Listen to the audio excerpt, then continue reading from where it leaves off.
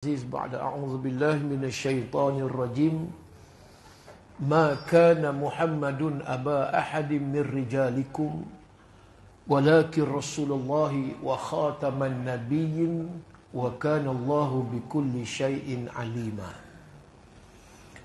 Muhammad itu, kata Allah, bukanlah bapa seorang lelaki daripada kalangan kamu.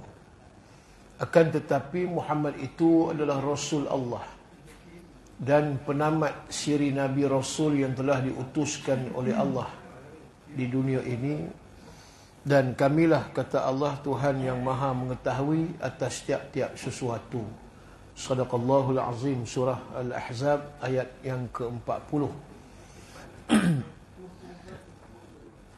Muslimin dan muslimat, tuan-tuan dan puan-puan yang dirahmati lagi dikasihi sekalian, tamu-tamunya, marilah kita memanjatkan syukur kehadrat Allah pada pagi yang mulia ini. Mudah-mudahan diberkati oleh Allah dapat kita berada dalam majlis perkongsian ilmu. Mudah-mudahan kita dirahmati dan juga mendapat keampunan yang besar daripada Allah Subhanahu wa taala. Alhamdulillah, syukur kita berada pada bulan ini, bulan kelahiran junjungan besar Nabi Muhammad sallallahu alaihi wasallam, bulan Rabiul Awal. Perbanyakkanlah di antaranya disebut man ahabba syai'an fa akthiru dzikrihi. Kalau kita sayang kepada seseorang itu, maka tanda sayangnya bila kita banyak menyebut nama orang yang disebut itu. Tidak lain tidak bukan kekasih Allah Subhanahu wa taala yang dilahirkan pada bulan Rabiul Awal, tahunnya tahun gajah, bersamaan 20 April tahun Masihinya 571 Masihi. Yang lahir itu insan yang agung yang dipilih oleh Allah untuk menjadi Rasul akhir zaman, yang namanya tidak lain tidak bukan ialah Muhammad bin Abdullah bin Abdul Muttalib bin Hashim bin Abdul Manaf bin Qusay bin Kilab bin Murrah bin Ka'ab bin Lu'ay bin Ghalib bin Fihir bin Malik bin Nadar bin Kinanah bin Khuzaimah bin Mudrikah bin Ilyas bin Mudar bin Nizar bin Ma'ad bin Adnan bin Ismail bin Ibrahim Khalilullah alaihi wassalatu wassalam. Macam orang Sungai Sikut, boleh hafal? Mau penat kita ya, mengah kita, lelah. Kalau boleh hafal-hafal lah, cuba unti-unti, kata orang Perak kan, sikit-sikit sampai keturunan Nabi Allah Ibrahim Khalil. Dan cara kita mengingati ataupun menyebut banyak nama Muhammad SAW itu sebagaimana yang disebut oleh Allah, innallaha wa malaikatahu yusalluna 'alan nabi ya ayyuhalladzina amanu sallu alaihi wasallimu taslima. Kata Allah, sesungguhnya kami dan malaikat berselawat pada Nabi. Wahai orang yang beriman, berselawatlah kamu kepada Nabi dengan selawatnya, Allahumma salli ala Muhammad wa ala ali Muhammad. Itu di antara tanda kita sayang kepada Nabi yang pertama. Kalau boleh, bulan Maulid ni 1000 kali yang tu yang terbaik. 1000 kali bulan Rabiul Awal. Cubalah. Kalau tak dapat, buatlah 300 kali. Tak dapat juga 100 kali. Baru ni saya di Kedah program Darus Sajidin. Ustaz Tuan Guru Syekh Zainul Asri, tempat dia. Hari 12 Rabiul Awal, dia mewajibkan pondok dia, warga kerja dia pun semua selawat Nabi 15,000. 15,000 kali. Kita dengar pun demam cikungunya kan. Kita nak habis 100 pun tumpah. Kita kata tumpah nak habis 100 tu. Hak yang tasbih lepas mayang tu yang 33 kali tu pun, ya Allah, subhanallah, subhanallah, kemudian sebelah. Daripada subhanallah jadi sebelah, kemudian boleh belah. Gitu je. Hak ni 15,000 selawat Nabi. Itu yang terbaik lah, itu memang terbaik. Dia jadi sebati. Dia kasih, sayang, rindu, semua dia lengkap. Yang tu yang kita nak. Ya. Kalaulah Thauban radhiyallahu ta'ala anhu lama tak jumpa Nabi ni, berbulan. Nabi jumpa dia terkejut, tengok badan kurus. Tanya Thauban, what happened to you? Gitulah lebih kurang. Apa masalah Mika ni Thauban? Kurus ni, teruk sangat. Kok penyakit ke? Tak cukup makan ke? Ataupun hal lain? Thauban kata, aku terlalu rindu kepadamu ya Rasulullah. Itu cerita Thauban. Manakala Sayyidina Bilal bin Rabah radhiyallahu ta'ala anhu, muazzin Nabi. Bila Rasulullah wafat, Sayyidina Bilal nak letak jawatan. Ya, waktu itu Sayyidina Abu Bakar ganti. Jadi Abu Bakar kata, kenapa wahai Sayyidina Bilal kamu nak letak jawatan? Dia kata, tak boleh, dia kata. Selalu bila mana aku azan, aku jumpa Nabi dulu. Ya Rasulullah, aku nak azan ni. Naam, Nabi kata, fadal, silakan. Bila mana dia azan, Nabi nampaklah di depan rumah Nabi dengan masjid kan dekat gitu. Jadi bila azan, nampak Nabi. Tapi sekarang ni, bila aku azan, dah tak ada Nabi. Dan aku terbayang-bayang, Nabi itu macam duduk di depan aku. Aku tak boleh, teringat sangat. Tu cerita apa dia Bilal ni, punya rindu sayangnya pada Nabi. Bukan takat dia nak letak jawatan, dia nak pindah. Tak nak duduk di Madinah. Bukan maksud dia nak sombong dengan Nabi ke tak. Cuma dia tak tahan. Bila mana duduk di Madinah, dia terasa sangat Rasulullah berada dekat dengan dia. Azan pun tak boleh apa, baik aku pindahlah. Nak pindah ke mana? Ke Syria. Disebut Syam. Sekarang kalau, dulu kalau Syam, maknanya sekarang ni, Jordan, Palestin, Lebanon dan Syria. 4 negara tu. Baik, Abu Bakar pujuk, tak makan juga. Suruh Sayyidina Umar pujuk pun macam tu juga. Tetap pendirian dia nak pindah. Jadi tak apalah ke Sayyidina Abu Bakar. Dan kamu pergilah kalau macam tu. Pindah ke Syria. Lama jugalah berbulan-bulan. Dia duduk di Syria, tak datang ke Madinah. Satu hari dia memimpi Nabi. Nabi kata, kerah betul hati hang ni Bilal. Awal. Dia jadi macam lama dah tak datang jumpa aku, tak ziarah aku hang ni Bilal. Terjaga Bilal, terperanjat dia terus, dia menangis. Menangis tu dia sentuh, dia cekuh dia punya unta tu dan minta izin dia punya keluarga, aku nak pergi ke Madinah nak ziarah Rasulullah. Sampai di Madinah, dia pun terus ziarah makam Rasulullah. Lalu penama Abu Bakar tepuk belakang. Sedar, ni Bilal. Wahai Bilal, orang Madinah lama dah. Rindu sangat tak dengar suara Mika azan. Pergilah naik kat menara tu azan. Bilal jenuh lah, kata aku tak mau lah, aku tak nak. Sebab aku tak boleh, aku teringat Nabi nanti. Tak lama kemudian datang cucu Nabi, 2 orang. Sayyidina Hasan, Sayyidina Husin. Sayyidina Hasan ni, dia mirip wajahnya, mukanya dengan Nabi. Itu Sayyidina Hasan ni. Dia lembut, watak dia tak macam Sayyidina Husin ni, tegas. Jadi, bila dia tengok Sayyidina Hasan bagi tahu, uncle, pakcik, pergilah azan. Ya. Lama orang Madinah, kami pun nak dengar juga. Bila dia tengok muka Sayyidina Hasan ni, macam tak boleh nak buat apalah, mengalah. Sebab tengok macam Rasulullah. Seolah macam Rasulullah suruh. Dia pun pergi azan. Allahu Akbar, Allahu Akbar. Waktu itu, seluruh Madinah sebenarnya. Orang dengar azan Sayyidina Bilal, kita pun tak tahulah mikrofon macam mana kan. Ada ke tidak hari itu. Kan? Jadi bila mana azan, orang Madinah dengar macam Nabi hidup balik. Abu Bakar, Sayyidina Umar apa semua ni, mententeramkan orang Madinah dah, bukannya Rasulullah hidup. Muazzin Nabi datang, dia azan. Dan teruslah dia pun sambung lagi, asyhadu anna Muhammadar Rasulullah. Pada waktu itu Sayyidina Bilal tak tahan. Seolah macam nampak Nabi daripada rumah datang ke masjid. Pada waktu itu seumpama dia azan tu Nabi depan dia. Dan apa yang berlaku, pengsan dia. Itu yang dia kata tu. Dia tak boleh dia kata. Kalau dia azan teringat sangat Nabi. Maksud dia, jiwa hati dia. Macamlah ya, ibu-ibu sekalian. Kalau kata kita kematian suami pula yang hebat. Suami pula yang soleh. Misali lagi, suami pula yang tak berpoligami. Itu contohlah kan. Itu yang disayang sungguhlah. Meninggal suami ni, ya Allah. Tu dah sebulan tak berhenti menangis. Mata terbengkak dah naik buta. Sayang sungguhlah laki dia ni kan. Sayang sungguhlah suami ni. Payah ibu sekalian nak dapat macam tu suami sekarang ni. Macam-macam hal. Dan begitu juga yang suami nak dapat isteri yang solehah pun bukan mudah. Nak cari macam Khadijah bintu Khuwailid, Allah, payah dah hari ni. Habis duit untuk apa dia?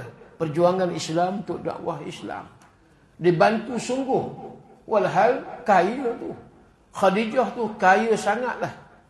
Tapi sebab perjuangan Islam ni memerlu pengorbanan.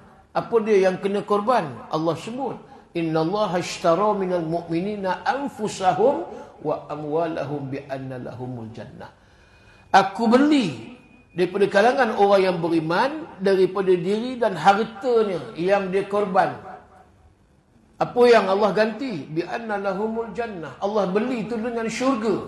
Allah, bukan kata dengan duit ringgit dah. Mah tak laku. Syurga tu lebih segala-galanya. Ini yang dibuat ni, yang kata Khadijah ni. Waktu nak wafat tu, pada waktu itu nazak. Nazak dalam keadaan Nabi tengok macam tu. Wahai Khadijah, Allah kirim salam kepada Mika. Allah kirim salam kepada kamu, wahai Khadijah. Bangun Khadijah. Allahumma antas salam wa minkas salam. Jawab Khadijah. Macam kita zikir lepas mayang. Kenapa? Maka Allah memuliakan Khadijah ni, wanita syurga yang pertama. Itu yang disebut. Fatimah Az-Zahra pula adalah di antara wanita yang terbaik seluruh alam.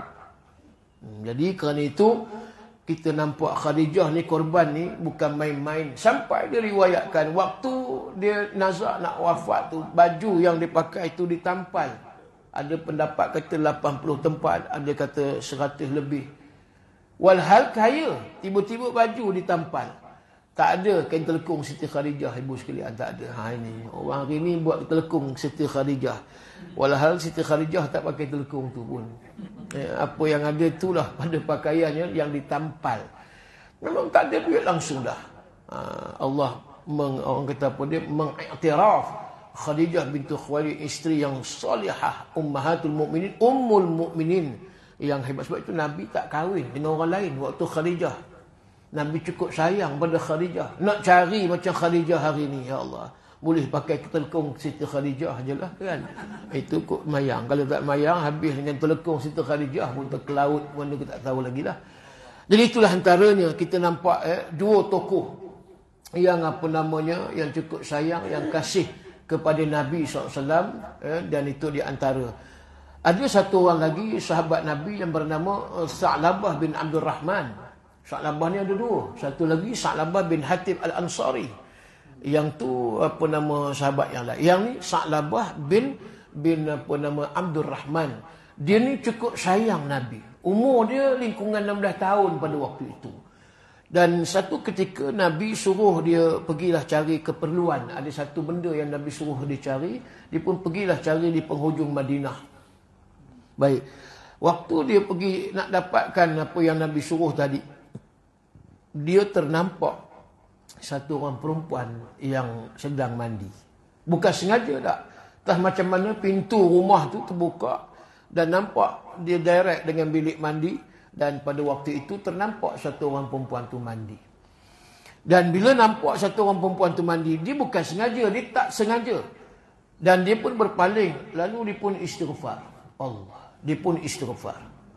Cukup takut dia. Bukan kata dia sengaja, dia tak sengaja, tapi cukup takut dia. Dia tak balik jumpa Nabi tu. Wahai Nabi suruh cari barang. Lalu pada waktu itu, dia rasa dosa ni, bagi dia ni besar dosa ni. Walaupun terpandang. Bukan sengaja. Hukumnya, kalau kita, tuan-tuan ni, orang lelaki, ternampak perempuan yang tidak menutup aurat. Sekali pandang tu rezeki. Rezeki. Tapi pandang tu terpandang sekali, lepas tu paling. I'rad, kita kata paling. Jangan tengok sekali tapi lama. Yang tu jangan buat modal. Ustaz, saya tengok sekali tapi lama, Ustaz. Itu.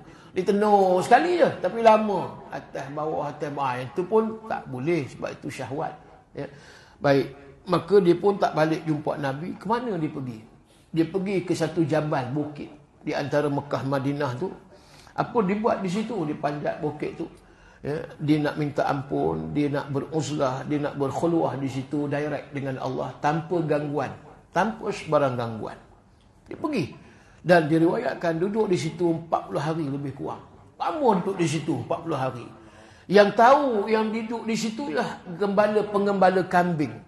Dan bila dia turun daripada bukit tu, dan pengembala kambing ni bagi susu makan. Macam tu lah. Lalu bila dah lama Nabi perasan mana dia? Pada Sa'labah bin Abdul Rahman. Dia ni cukup sayang Nabi. Orangnya remaja. Belum 20. Dalam ini kurang 16 tahun. Jadi Nabi kata, wahai Sayyidina Umar dan juga Salman Al-Farisi. Dua orang sahabat. Kamu pergi cari. Mana dia? Dia Sa'labah bin Abdul Rahman ni? Tak balik-balik ni. Jadi pergi cari-cari, ringkas cerita, jumpa dah. Jumpa penggembala kambing tu. Kamu nampak tak satu orang lelaki ni, dia tak adalah terlalu muda sangat ataupun terlalu budak. Dan umur lingkungan dalam 16, 17 begitu. Dan dia ni orang yang periang. Dia ni suka, gembira. Dia tak ada macam kita moncong ke masam tak. Orang dia orang periang. Kata penggembala kambing tu, ada yang dekat sini tapi tidaklah periang. Nampak satu orang macam 17-16 tahun. Dia tak periang. Dan dia macam muka sedih. Dan selalu menangis. Jadi bila diberitahu macam tu, ya, kebetulan Sa'labah bin Abdul Rahman ni turun. Nak jumpa penggembala kambing tadi. Nak susu lah, nak minum. Ternampaklah Sayyidina Umar dengan Salman Farisi. Terus nak dapatkan Sa'labah. Dia tak mau jumpa. Dia naik ke atas. Lalu Sayyidina Umar dan juga Salman tadi pergi turut dia. Dan tanya dia, wahai kamu ni, wahai Sa'labah. Allah, Rasulullah tahu tak ni? Dia kata, apa bendanya? Aku ni buat dosa. Apa dosa kamu? Aku terpandang perempuan waktu itu. Tak sengaja. Yang sedang mandi. Kan? Maka kata Sayyidina Umar dengan Salman Farisi, tak apalah, jomlah jumpa Nabi. Pujuk. Itu pun jenuh. Bukan jenuh macam mana? Dia malu nak jumpa Nabi ni. Sebab dosa dibuat dia rasa besar sangat. Aisyah meriwayatkan dalam satu hadis. Orang yang beriman taqwa ni, bila dia buat dosa kecil, seolahnya satu bukit jabal tu nak hempap, nak menimpa muka wajah dan diri dia. Itu orang yang beriman. Itu dosa kecil. Manakala orang yang fasik, fajir, bila buat dosa besar, dianggap macam lalat hinggap di hidung, ditepih kuih begitu je. Itu pula. Ya. Jadi, Sa'labah ni kita ambil yang tadi. Dia beriman, dia taqwa, dia sahabat Nabi. Yalah, cukup rapat dia dengan Nabi. Dia segan jumpa Nabi. Bila mana jumpa Nabi, Nabi kata, apa masalah kamu ni, wahai Sa'labah? Ceritalah. Aku gini. Kan? Jadi dia kata, sesungguhnya rahmat Allah itu lebih besar daripada dosa yang kamu buat. Maknanya pengampunan Allah. Kalah diajar doa Rabbana atina fid dunya hasanah fil akhirati hasanah qina azabannar. Itu antara pendinding tu. Doa tu. Mudah-mudahan bahagia kamu dunia akhirat, jauh daripada azab siksaan. Dan pada waktu itu nak semayang. Dan waktu itu Sa'labah pun jadi makmum, Rasulullah jadi imam. Rasulullah baca ayat tu berkaitan dengan ataupun bertemu dengan ayat api neraka. Waqina azabannar. Gitulah. Banyaklah ayat neraka dalam Quran. Waquduhan nasu wal hijarah uiddat lil kafirin. Bahan bakaran api neraka itu daripada manusia yang kufur dan juga patung-patung batu berhala. Batu tu bahan bakaran neraka. Jadi Allah kata fattaqun nar allati waquduhan nasu wal hijarah. Takutlah kamu kepada neraka yang bahan bakar dia orang kafir dan juga batu berhala. Sa'labah waktu itu dia jatuh pengsan. Dia pun dah lama sakit. Ialah makan kurang, fikir pasal dosa ni. Itu pula. Jadi bila mana Nabi duk sebut pasal neraka, tak tahan dia. Dan baliklah lebih kurang dalam seminggu, lebih kurang kot 8 hari, Sa'labah duduk di rumah. Dia sakit. Lalu Nabi kata, sahabat tanya, wahai Rasulullah, macam mana ni? Sa'labah dah ada ni. Cuma dia sakit di rumah. Adakah Sa'labah nak jumpa Rasulullah? Ataupun Rasulullah kata, aku nak ziarah dia. Nampak adab akhlak Nabi. Maulid Nabi. Nabi bila dengar orang sakit, Nabi ziarah. Walaupun kata sahabat tu tak sakit pun, Nabi akan jumpa sahabat. Bukan sahabat yang nak jumpa Nabi. Maksud dia, sayangnya Nabi kepada sahabat-sahabat dia. Baik, Nabi pun pergi rumah Sa'labah bin Abdul Rahman. Memang sakit. Jadi Nabi kata gini, Sa'labah, duduk di atas riba aku ni. Letakkan kepala kamu di atas riba. Ini suatu kemuliaan. Ada sahabat yang rezeki dia, Nabi beri gelaran. Ya, contoh, disebut namanya Abdul Rahman bin Sakhar. Bila mana dia suka pada kucing, kan, kita pun dah maklum dah cerita tu. Bila mana disukakan kucing, kucing ni hirrah. Hirrah ni kalau nak detail dia kucing betina, kalau qitun kucing jantan, kalau namir ni kucing hutan. Bila sebut hirrah ni dia general, dia umum, maknanya kucing lah tu. Maka Nabi beri gelaran kepada Abdul Rahman bin Sakhar bila Islam. Sebelum Islam nama dia Abdul Syam. Abdul Syam ni hamba matahari. Abdul Rahman, hamba yang pemurah. Maka Abdul Rahman ni diberi gelaran oleh Nabi Hurairah. Abu Hurairah, bapa kucing. Sebab dia suka kucing. Ada sahabat yang Nabi beri gelaran. Ada sahabat yang rezeki dia bukan takat Nabi cakap dengan dia face to face. Sehingga kata Muaz bin Jabal. Muaz ni orang Ansar, Yathrib, Madinah. Bila mana Muaz kata, akhadha biyadi. Rasulullah ni pegang tangan aku. Kemudian dahlah pegang. Nabi pula bersumpah, wallahi ya Muaz, inni la uhibbuk. Wahai Muaz, aku cukup sayang, cinta dan kasih kepadamu, wahai Muaz. Usika ya Muaz. Kemudian selanjutnya, Nabi kata, aku nak wasiat kepadamu, wahai Muaz. La tada'anna duburu kulli salatin. Maka selepas daripada doa, apa dia sembahyang ni, kamu berdoa. Apa dia doa? Allahumma a'inni ala zikrika wa syukrika wa husni ibadatik. Itu doa yang warid daripada Nabi. Nabi doa selalu, Nabi amal. Dan Nabi wasiat kepada Muaz. Muaz dipegang oleh Rasulullah tangannya. Ada sahabat yang dipegang bahu oleh Nabi. Ini cerita rezeki masing-masing. Ya? Jadi Sa'labah bin Abdul Rahman, Nabi panggil, letak di atas riba. Kepala kamu letak di atas riba aku, wahai apa dia Sa'labah.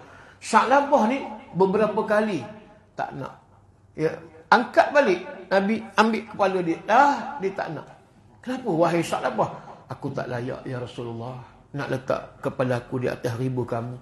Sebab apa dia? Sebab aku banyak buat dosa ya Rasulullah. Ya Allah tuan-tuan, sahabat Nabi macam tu, tak sedih kita dengar. Dia tu sahabat sampai dia rasa tak layak nak letak kepala ni, kepala yang dia kata banyak buat dosa, tubuh badan ni banyak buat dosa. Tiba-tiba nak letakkan di atas riba orang yang suci, orang yang bersih, insan agung kekasih Allah. Akhirnya tak lama kemudian Sa'labah pada waktu itu nampak nazak dia. Ya, Nabi pun ajar dia mengucap. Dan sebelum dia menghembuskan nafas terakhir, Nabi kata, wahai Sa'labah, aku baru dapat wahyu daripada Jibril menyatakan bahawa dosa kamu yang kamu buat, iaitu tak sengaja. Bukan sengaja ni, tak sengaja. Kalau dosa ada pun Allah ampunkan. Bahkan dosa yang sebelum ni kamu buat, Allah ampunkan. Allah legalah Sa'labah bila dengar. Itu yang dia nak. Dia nak ni hidup ni tak adalah cerita aku nak mati ni, aku nak tengoklah kot emas perak duit aku ke. Kan? Gut gelang emas kita ibu sekalian kan. Ya Allah, alung akak, jangan lupa gelang mak tu, rantai mak tu. Kan? Jangan dijual. Tempat lagi tu. Duk wasiat pasal reta. Contoh, Sa'labah tak? Itu yang dia nak.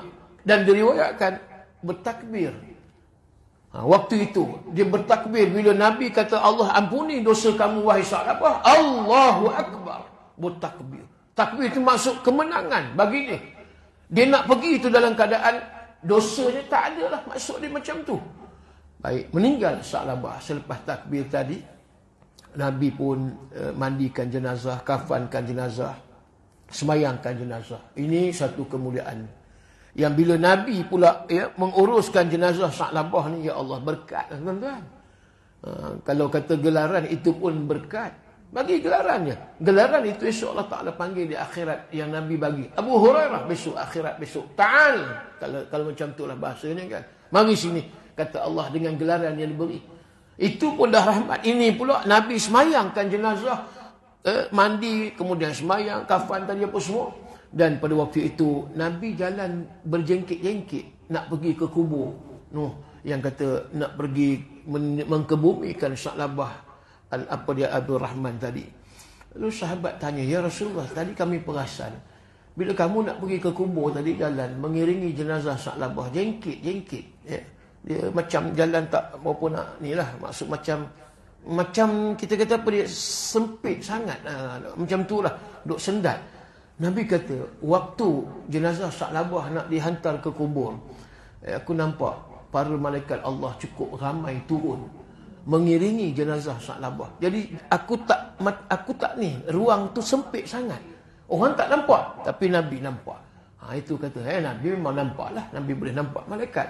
Jadi bila Nabi jalan, Nabi terpaksa jalan jengkit-jengkit macam tu kerana ramai para malaikat Allah. Di sini kita nampak sebagai pengajaran yang nampak. Itu sahabat Nabi. Dia sayang Nabi, cinta Nabi, kasih kepada Nabi, rindu sangat kepada Nabi.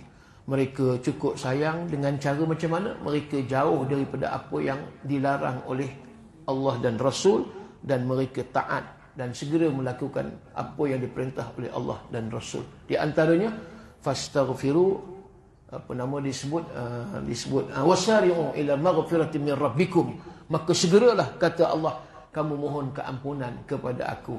Inilah antara Nabi sunnahnya macam tu. Sebab Nabi istighfar tak kurang 70 kali sehari, 70 marrah. Itu satu riwayat. Ada riwayat yang kedua menyatakan mi'atu marrah. Mi'atu marrah ni 100 kali sehari. Sebab itu sahabat dia ikut Nabi. Kalau Nabi maksum 100, kita orang Sungai Siput tak tahulah, takkan siput je kot kan. Kita ambil lah gajah sikit. Maksud dia kita nak banyak istighfar dan termasuk selawat kepada Nabi SAW. Itu sikit sebanyak mukadimah. Belum start lagi, baru mukadimah pagi ni. Dia baru nak start. Jadi tuan-tuan dan puan sekalian, sidang penonton yang dirahmati lagi dikasihi, saya ada buat kitab La Tahzan. Kitab ni banyak tempat saya mengajar ni. Kitab ni bagus, kitab ni. Dia jadi best seller. Di antaranya di Indonesia, di sebelah Asia Tenggara, dan juga di sebelah Timur Tengah, negara Arab. Ini kitab La Tahzan ni maksud dia don't be sad. Jangan bersedih. Kalau nak beli, harga dia tak mahal sangat, RM45. RM45 ni murah, bolehlah beli kan. So Allah dia jadikan ni sebagai saksi yang kita mengaji, setidak-tidaknya esok dijawab depan Tuhan. Yang ni kalau nak mengaji kitab ni, dan mungkin saudara kita Abu Bakar, dia akan susun kuliah bulanan tetap untuk mengajar kitab ni. Kitab ni menceritakan ataupun nak beri pengajaran kepada kita, nak ajar, nak guide, pandu bimbing kita macam mana kita hadapi saat kita ditimpa ujian musibah, dan dalam keadaan kita berduka cita, dalam keadaan kita bersedih, dalam keadaan kita kecewa. Daripada 1, 2, 3, dia ada bab dia sampai 281. Tak tahulah tahun bila nak habis, wallahu alam dah kan. Kalau sebulan sekali memanglah kita kata, tapi tak apa. Tempat lain macam tu juga, sebulan sekali sikit-sikit, tapi ada yang dah sampai 30, bab 30 dan sebagainya. Kita nampak apa yang dinasihat oleh tuan kitab. Sebab tuan kitab ini dia dipenjarakan. Syekh Dr. Ain Abdullah Al-Qarni pernah dipenjarakan di dia orang Saudi. Jadi dia ni mendapat satu musibah.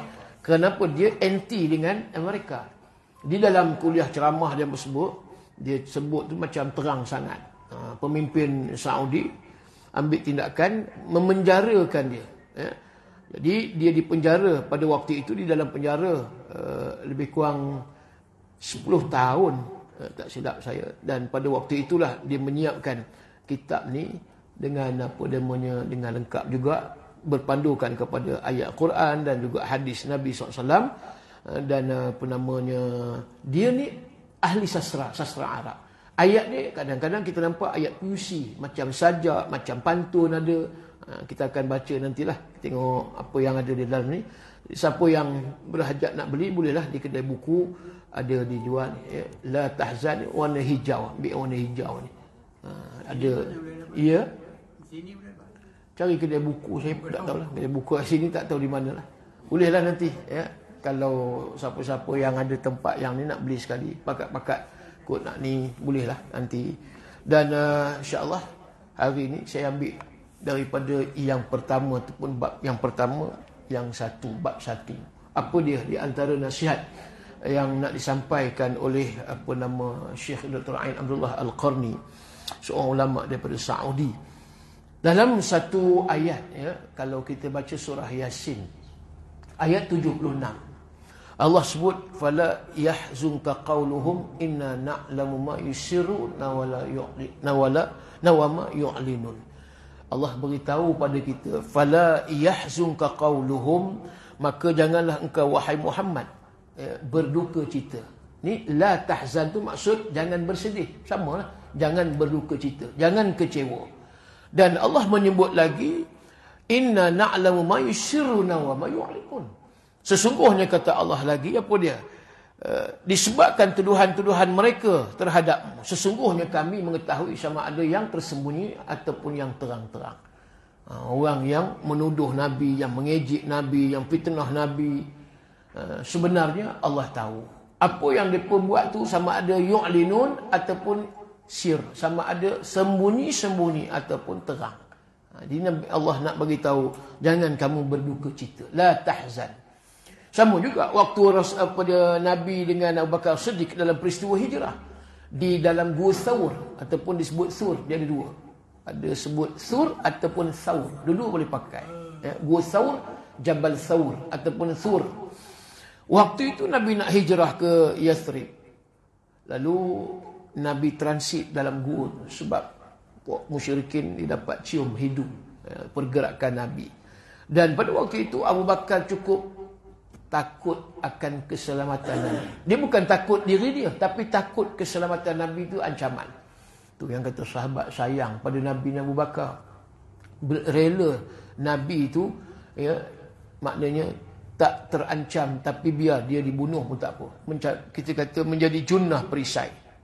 Maka pada waktu itu Sayyidina Abu Bakar cukup takut keselamatan Nabi. Nabi menenangkan Sayyidina Abu Bakar. La takhaf wa la tahzan innallaha ma'ana. Jangan takut. Ya, jangan kamu duka cita wahai Bakar. Innallaha ma'ana. Sungguhnya Allah bersama dengan kita. Itu antaranya mukadimah kita nampak. Macam mana susah, macam mana takut kita ataupun kecewa ataupun bersedih, sebab Allah bersama dengan kita. Memanglah ujian ni, dugaan ni, semua orang macam tu. Saya, tuan-tuan, ujian duit, ujian kewangan, ujian rumah tangga, ujian suami isteri, ujian anak-anak lagi. Macam-macam jenis-jenis ujian ni yang Allah bagi, yang Allah hamparkan dalam hidup kita. Kadang-kadang sudah jatuh ditimpa tangga, kan istilah orang sebut. Dah jatuh timpa tangga, Allah, Tuhan takkan tak reti kot. Dah mula jadi Tuhan tak reti pula dah. Tuhan tak tahu ke aku begini-gini. Mulalah kita menyalahkan takdir. Sebab itulah bila mana Allah sebut, Nabi sebut, antu'minu bil qadri khairihi wa syarrihi. Hendaklah kamu beriman dengan qada qadar. Sama ada hak yang baik ataupun yang buruk. Dengan yang baik je kita rasa seronok. Bila mana kita baik, nikmat, dalam masa yang sama kita tak syukur. Kemudian bila datang takdir buruk, tak nak terima pula apa yang Allah uji. Ini pun ada. Ini sikap sifat manusia yang banyak. Qalilan ma tashkurun, kata Allah. Sikit sangat orang yang syukur. Rabi'atul Adawiyah menyebut, orang yang ditimpa musibah dan mendapat nikmat, kalau betul dia beriman dan takwa kepada Allah, cara diterima tu dua-dua tu sama je. Dapat nikmat pun dia alhamdulillah, dan dapat musibat pun dia alhamdulillah. Ini kata Rabi'atul Adawiyah, wali seorang perempuan. Dia tak kahwin, wali Allah, Rabi'atul Adawiyah. Jadi artinya, bila dapat nikmat memang kita selalu doa alhamdulillah. Itu kalau nak sebut, pun kadang-kadang tak sebut juga. Thank you Allah. Dan bila mana dapat musibat, lagi pula lah, ya, disalahkan Tuhan. Dia tak boleh terima. Dia berlawanan dengan jiwa perasaan. Dia tak nak. Hak benda yang bersifat tadi, malang, musibah, benda-benda yang tak baik, dia tak boleh terima. Tapi kalau benda yang baik, senyum lebor, kita kata. Sampai ke telinga senyum, seronok umpamanya. Jadi kenalah kita muhasabah. Kita ni ibadat roda, sekejap di atas, sekejap di bawah. Dan kita tak sentiasa berada dalam keadaan nikmat, tapi Allah uji dengan musibat. Supaya apa dia? Allah nak bagi pahala, Allah nak gugurkan dosa, Allah nak angkat darjat. Tiga tu. Ya, Allah nak bagi pahala, Allah nak gugur dosa dan Allah nak angkat darjat seseorang. Bila mana Allah bagi ujian. Baik, kita cuba baca dalam kitab ni bab yang pertama. Tak boleh mula ni, tak ada kitab lagi. Yang pertama kata tuan kitab, merenunglah dan bersyukurlah. Dia nak suruh kita tengok diri kita, muhasabah diri kita. Sayyidina Umar Al-Khattab, ni bukan hadis, ini disebut asar. Asar ni kata-kata sahabat. Dan kita ambil pengajaran daripadanya. Kata Sayyidina Umar, hasibu anfusakum qabla an tuhasibu. Maknanya, hendaklah kamu muhasabah, hisab diri sebelum Allah menghisab diri kamu. Hasibu anfusakum qabla an tuhasabu. Maknanya kamu hisab diri kamu sebelum Allah hisab diri kamu. Kita kena tanya diri kita, renungkan, aku ni apa yang aku buat dalam bentuk ketaatan kepada Allah Azza wa Jalla. Apa yang aku buat ni dalam hidup bersyariat. Ana Muslim, ana mukmin, mengaku Islam, aku ni beriman. Tapi apa kita buat hak Allah kepada hamba? Pernah satu hari Nabi tanya sahabat. Nabi kata, hal tadri haqqullahi ala ibadihi ya sahabat. Apa dia hak Allah terhadap seorang hamba? Sahabat pun jawab, Allah wa Rasuluh a'lam. Aku tak tahu, kami tak tahu, Allah saja yang tahu dengan Rasul.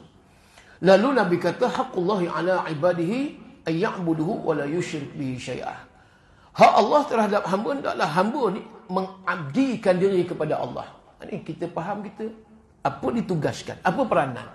Ialah hendak kita jadikan diri kita ni abdun. Abdun ni hamba. Ayya'buduhu. Dan hendaklah kamu menyembah akan Allah, mengabdikan diri pada Allah. Dan yang kedua, wala yusyrik bi syai'ah. Jangan kamu syirik, jangan kamu menyekutukan Allah dengan sesuatu. Maka baru kita nampak kita berperanan. Bukan saja-saja Allah bagi hidup dalam keadaan kita duduk seronok, tak habis-habis, gelak ketawa, hingka, ya, terpekik terlalak, melolong, nyanyi sana sini apa semua. Seolah macam tak ada tanggungjawab. Jadi kita ada tanggungjawab. Kerana itulah bila mana kita tahu kita punya tugas dan peranan, kita akan tengok muhasabah pada diri. Kita tahu diri kita ni siapa dia. Maka akan melalui siri-siri hidup yang berliku. Ya. Kalau Nabi, di antara Nabi kata, asyadun nas bala'an al-anbiya, thumma salihun, thumma al-amthal fal-amthal. Atau kama qala, hadis sahih.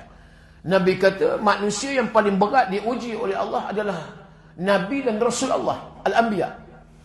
Dan Nabi kata, kemudian siapa dia? Thumma salihun. Kemudian orang yang salih. Sahabat Nabi, tabi'in, ulama. Kemudian thumma al-amthal fal-amthal. Kemudian seperti mana? Sahabat Nabi, tabi'in, ulama-ulama, sampailah kepada macam orang yang beriman bertakwa. Kitalah sampai ke hari ini. Ujian memang ada. Tak boleh lari daripada ujian. Tetap ada.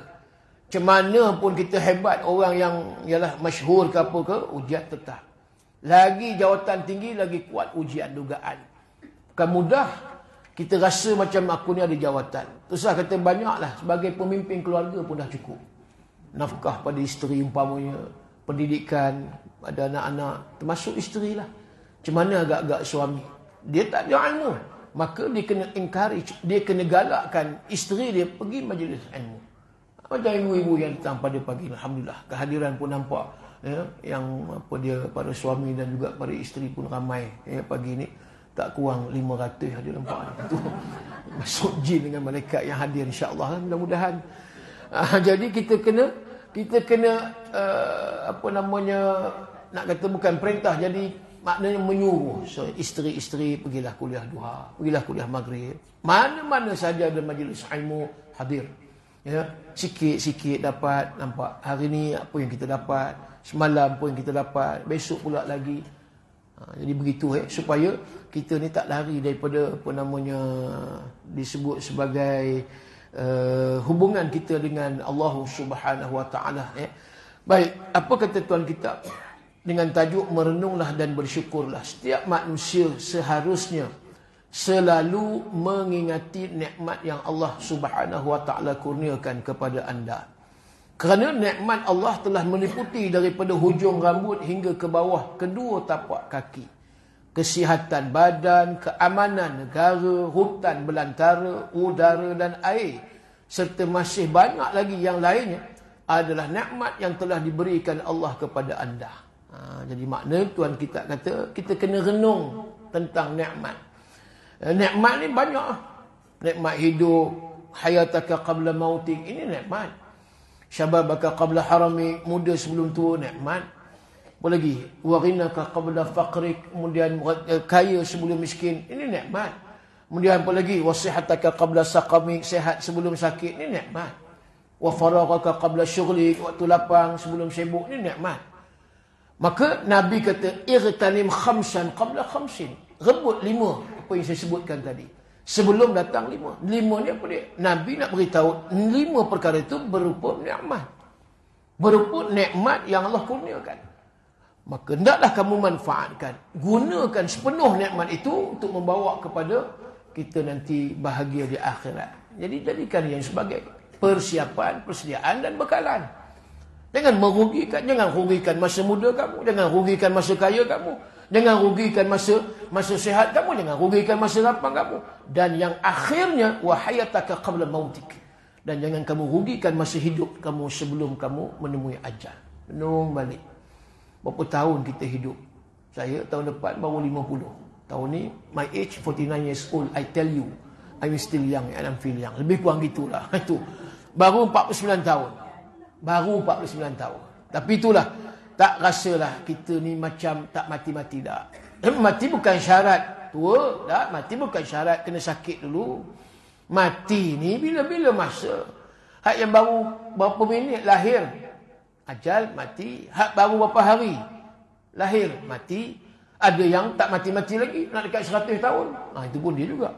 Jadi kematian ni Allah dah tentu period dia, tempoh dia, berapa lama.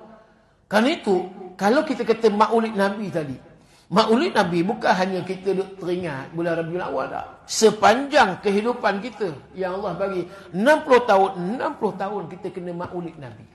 Ingat Nabi, zahirkan apa yang Nabi suruh.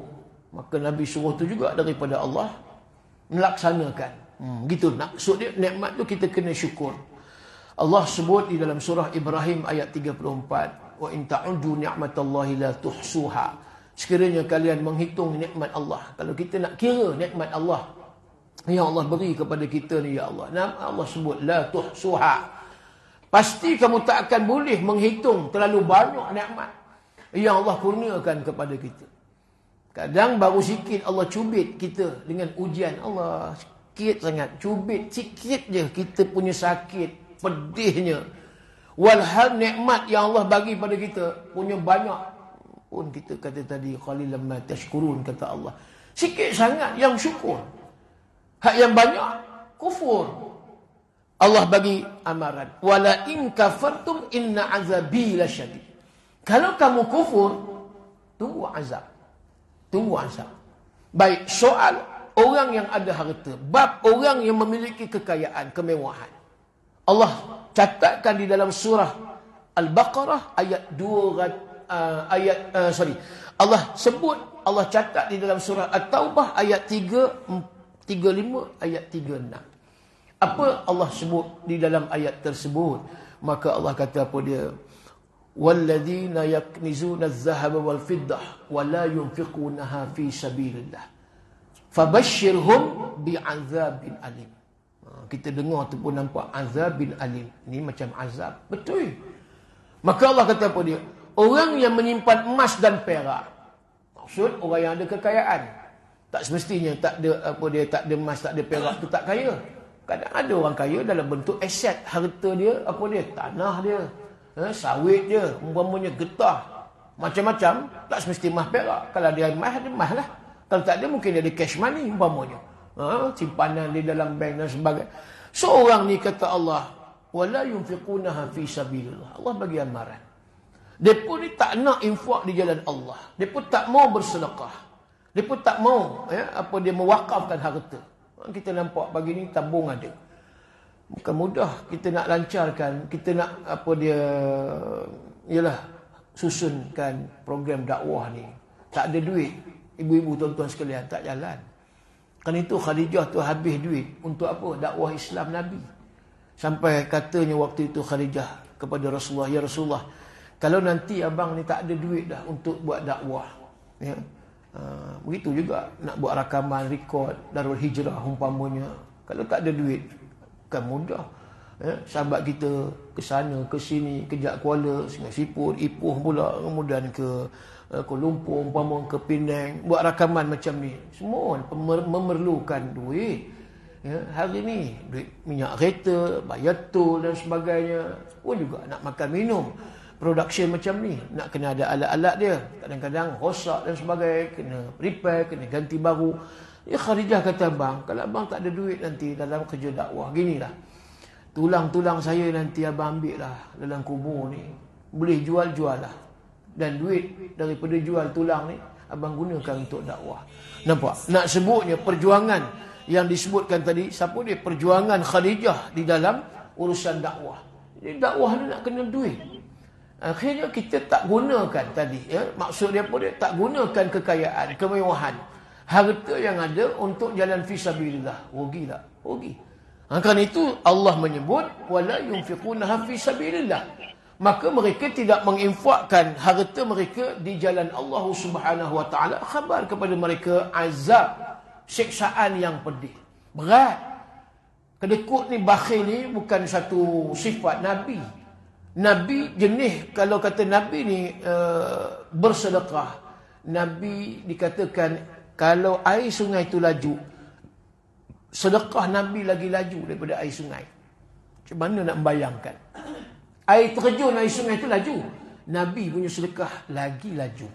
Nabi tak boleh ada duit di rumah. Kita pula tak boleh tak ada duit di rumah. Itu terbalik kita. Kan? Kalau tak ada duit ni, menyakor kata orang kan. Macam mana kita nak kata, meroyan lah, ya Allah.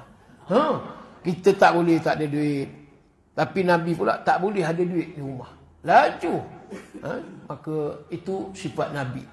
Baik, itu ayat yang ke berapa tadi? 34. Ayat 35 Allah sebut, yauma yuhma 'alaiha fi nari jahannam fatukwa biha jibahuhum wa junubuhum wa zuhuruhum hadza ma kanastum li anfusikum fadhuqu ma kuntum taknizun. Maka Allah kata apa dia? Pada hari nanti akan dibakarkan segala harta. Tak kira lah mah perak, wang ringgit, apa benda ke tanah itunya pun semua. Maka semuanya akan dibakar di dalam neraka Jahannam. Neraka ni tak bertepi. Jangan ingat neraka ni macam satu kawah lubang, masuk tu kira cukup dah kot. Kan? Yang lain kira tak masuk sebab dah penuh. Dah, tak ada istilah dah penuh. Sifat neraka Allah sebut dalam surah An-Naba. Inna jahannama kanat mirsada lit-taghina ma'aba labithina fiha ahqaba. Kata Allah. Sifat neraka Jahannam tu dia mirsada, mengintai-ngintai. Mana lagi penghuni ni? Mana lagi? Waquduhan nasu wal hijarah. Bahan bakaran dia tadi apa dia? Batu, patung berhala dan manusia yang kufur. Jadi dia mengintai tu, nak lagi. Masuk lagi. Tak cukup ni bahan bakaran, nak lagi. Tak ada istilah kita kata penuh, tak. Dia tidak bertepi. Dan pada hari itu dibakar segala kekayaan yang kamu simpan di dunia. Ada duit tapi tak nak fi sabilillah.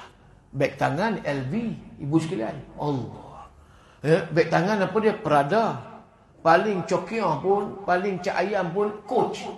Nak sebut Coach tu pun Coach. Dia ada cara di mulut juih tu. Bukan Coach. Itu apa jurulatih. Coach. Nah tu dia punya mulut juih tu. Ingat Allah yarhamah apa dia Adibah kan. Adibah pun Adibah no kan. Dia punya apa namanya slang English dia sedap. Bila meninggal lah kan. Tak apalah nak sebutnya. Itu kira murah lah tu Coach. LV lagi ada apa dia? Hermes. Satu lagi apa nama? Bijan. Terbalik jadi Najib. Itu beg tangan Bijan ni mahal ni sekalian. Dia tak ada jual di butik, dia kena tempah. Harga dia jangan tanya, mencecah ratus ribu.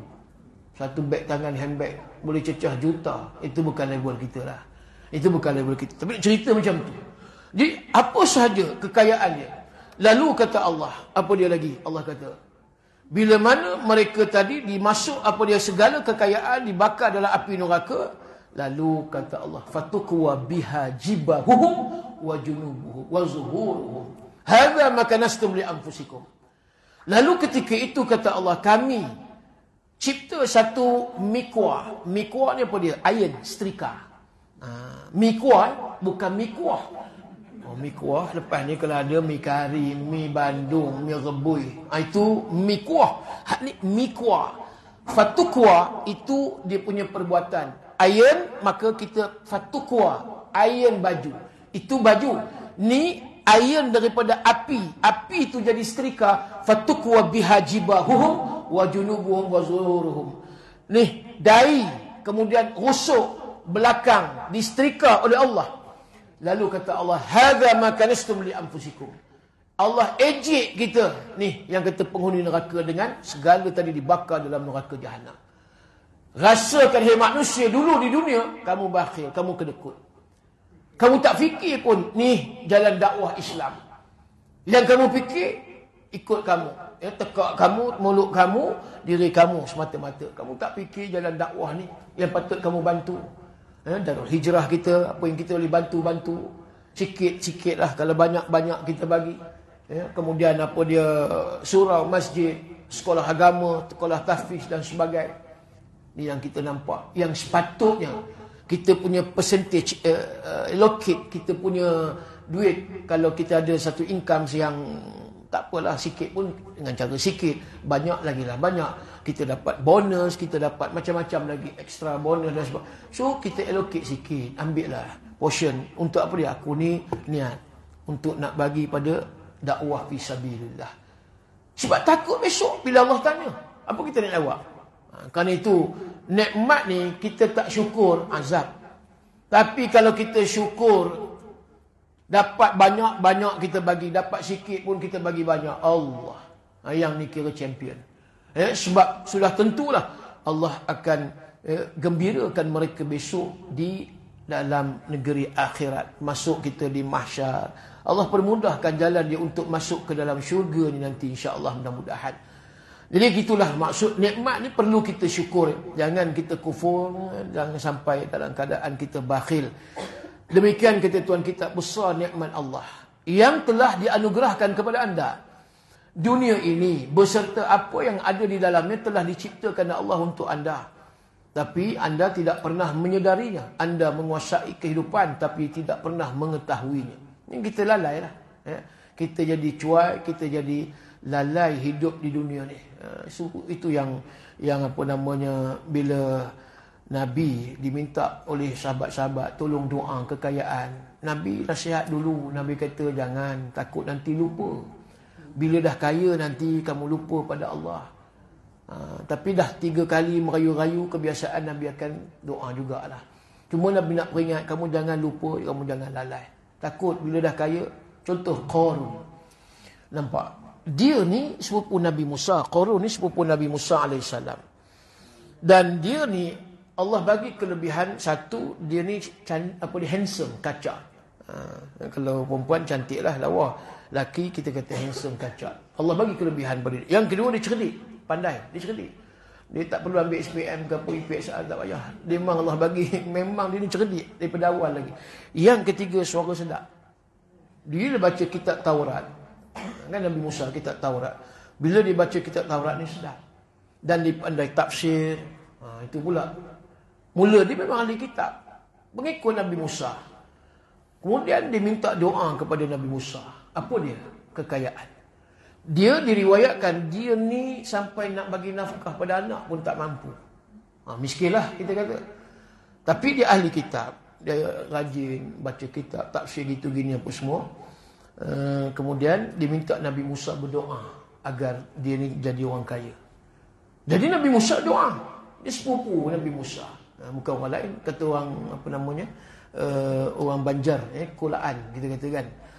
Dia ni kroni lah kita kata. Doalah Nabi Musa. Dan takdirnya kaya dia. Sikit-sikit dia kaya. Bodyguard dia saja diriwayat 2,000. Bodyguard, pengawal keselamatan. Istana dia jangan ceritalah. Emas perak, tu saya cerita. Dia punya kunci nak buka gudang kekayaan dia, gudang harta kekayaan dia, terpaksa menggunakan khidmat 60 ekor unta nak bawa kunci tu. Itu kaya tak kayanya Qarun. Bila dah kaya ni kata lupa diri. Dah mula dia bandingkan dia dengan Nabi Musa. Sepupu dia. Orang yang doa tolong dia. Biasalah hari ni. Kita dah tolong orang tersepit. Tiba-tiba kita balik dilawan. Ini macam-macam jenis manusia. Bila mana Nabi Musa ketika itu ya, dia tak ada apa masalah dengan Qarun. Cuma dia tengok dah Qarun ni lupa diri. Sampai Qarun kata, aku ni kaya mewah daripada Nabi Musa. Nabi Musa apa ada sangat. Setakat tongkat dia boleh jadi ular. Begitulah kan. Itu mukjizat Nabi Musa. Jadi bila mana dia kata aku ni kaya mewah, hebat dengan, yalah macam-macam lah. Istana, duit, emas. Tapi aku ni tak jadi Nabi. Dah mula dibandingkan. Nabi Musa kan ada duit tapi jadi Nabi. Maka satu, ya, dia mula iri hati. Yang kedua, dia kata Nabi Musa boleh bercakap-cakap dengan Allah di Bukit Tur Sina. Maka aku tak boleh bercakap dengan Allah walaupun aku kaya. Dua benda ni. Akhirnya apa yang dia rasa, aku perlu jatuhkan Nabi Musa. Nampak? Ini cerita buruk perangai. Mula dia dah cenderung kepada Fir'aun. Walhal pengikut Nabi Musa tu Qarun. Tapi akhirnya dia mula cenderung kepada Fir'aun. Maka dia buat konspirasi. Dia upah satu pelacur mengaku kamu telah berzina dengan Nabi Musa. Memang zina ni dalam kitab Injil, Taurat, Zabur, Quran tak boleh la taqrabu zina. Maka itu sahaja jalan yang boleh menjatuhkan Fir'aun, apa dia, Nabi Musa. Jadi Nabi Musa marah sangat. Sampai macam tu, ya, apa yang dia buat pada Nabi Musa. Walhal Nabi Musa buat baik dengan dia. Allah murka, laknat. Maka saya ringkaskan cerita. Dia ada 4 surah menceritakan hal Qarun. Di antara suratul Qasas ayat 72 sampai 83. Cari dalam surah Al-Qasas ayat 72 sampai 83. Allah kata lebih kurang lah. Maka apa namanya Qarun ni dah melampau. Dan apa yang Allah lakukan, Allah azab Qarun. Mati dia dalam keadaan dihina oleh Allah. Kalau Fir'aun mati tenggelam dalam laut, Qarun ni bumi isap dia, sedut dia. Diceritakan bermula sikit demi sikit, kaki, pergelangan kaki tenggelam dalam bumi. Kemudian dia punya betih dia, kemudian pinggang, dada, kemudian tenggelam ni leher. Akhirnya satu badan tenggelam, mati dalam keadaan Allah hina. Ada ulama menyatakan dia tenggelam ke dalam bumi ni, kan bumi 7 petala bumi, 7 petala langit. Dia tenggelam dalam bumi ni setiap hari setinggi tubuh badan dia. Kalau kata 7 kaki badan dia, setiap hari dia tenggelam 7 kaki. Sampai hari ni, sampai bila? Sampai sangkakala pertama dia tiup kiamat. Sampai kiamat barulah sampai ke dasar bumi yang kata 7 petala bumi. Dalam. Maknanya hari ni masih lagi dia tenggelam. Macam kita piling, macam apa? Piling kan kita kata. Kan, nak benamkan apa nama konkrit tu, bagi kuat foundation dia. Jadi masuk lagi. Tak berhenti ni hari ni. Cuma kita tak dengar lah. Dan kata ulama, di antara jasad orang kafir yang tak reput adalah Qarun. Di dunia lagi azab, akhirat besok jangan ceritalah. Sama lah. Fir'aun, Qarun, Haman. Itu azab yang Allah bagi tu. Bila kita baca tadi, ya Allah, kita tak naklah, ya, azab yang cukup pedih. Baik, itu disebut. Maka kita dianugerahkan oleh Allah dengan nikmat yang banyak. Perlu kita sedar. Dan kata Allah lagi dalam surah Luqman ayat 20, wa asbagha alaikum ni'amahu zahiratan wa batinah. Dia telah memberikan nikmat-nikmatnya, yakni Allah, secara sempurna kepada kalian, baik yang zahir maupun yang batin.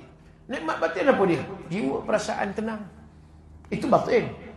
Orang tak tenang, duit banyak tak tenang, risau je, duit hilang.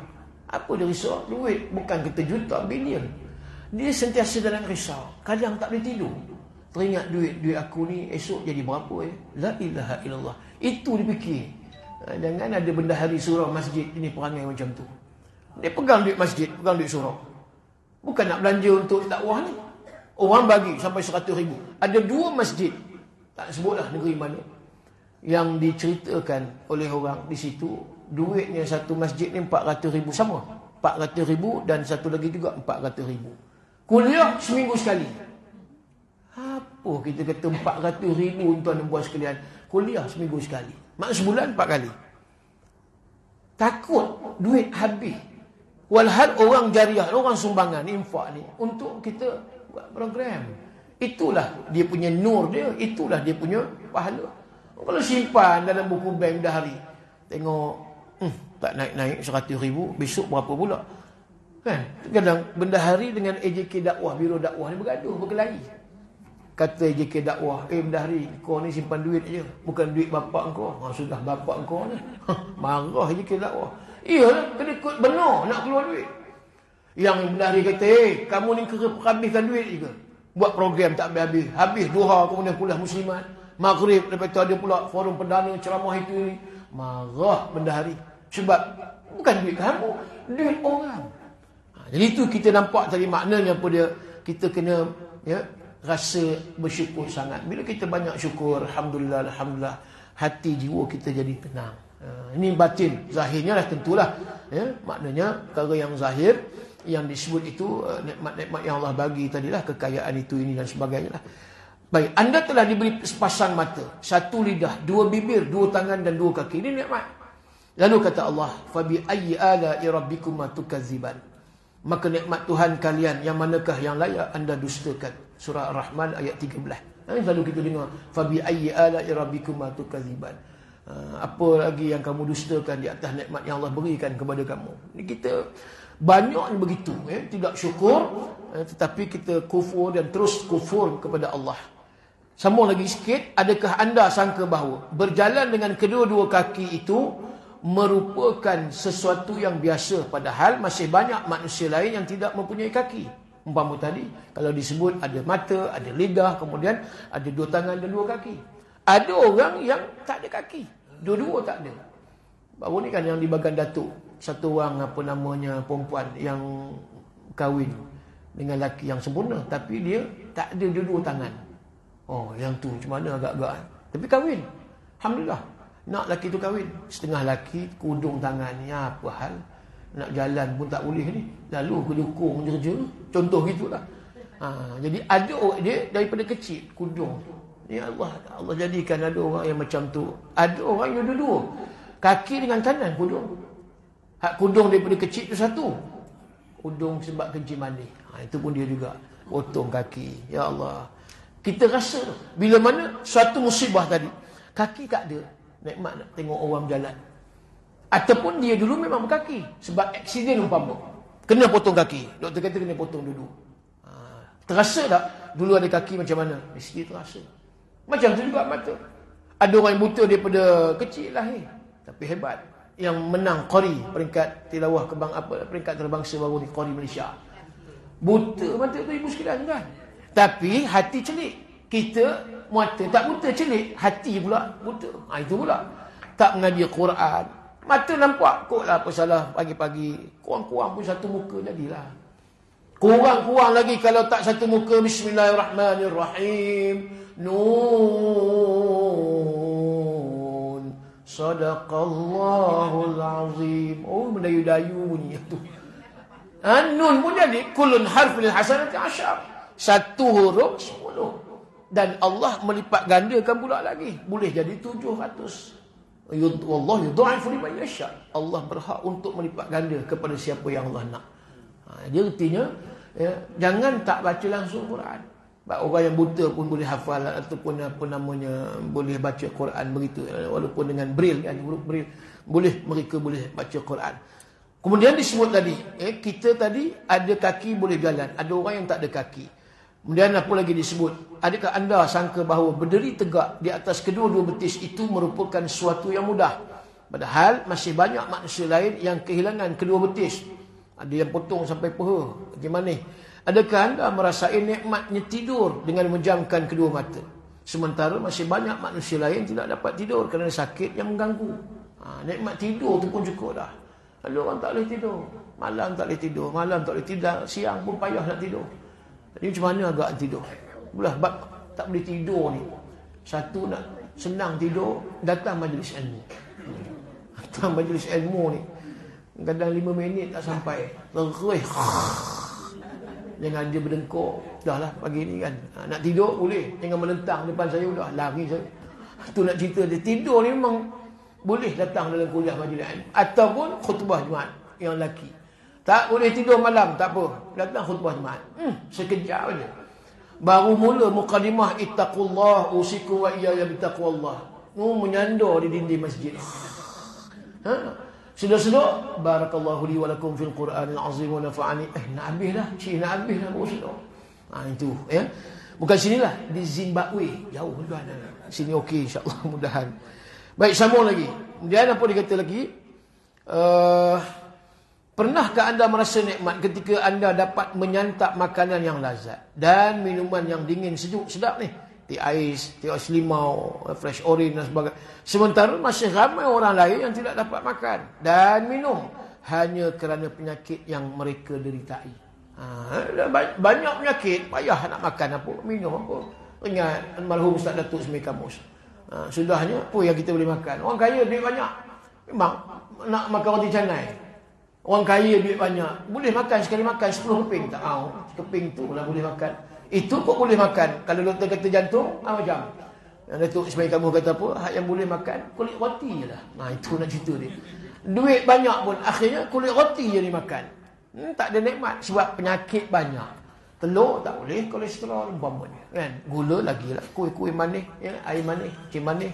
Kan itu kita syukur apa yang Allah bagi pada kita setakat tu, maknanya satu rezeki yang cukup kita hargai dan banyaklah thank you Allah ataupun berterima kasih dengan nikmat. Itulah maksud lebih kurang kita renungi dan juga bersyukur, ya? Renung dan syukur. Insya-Allah kita sambung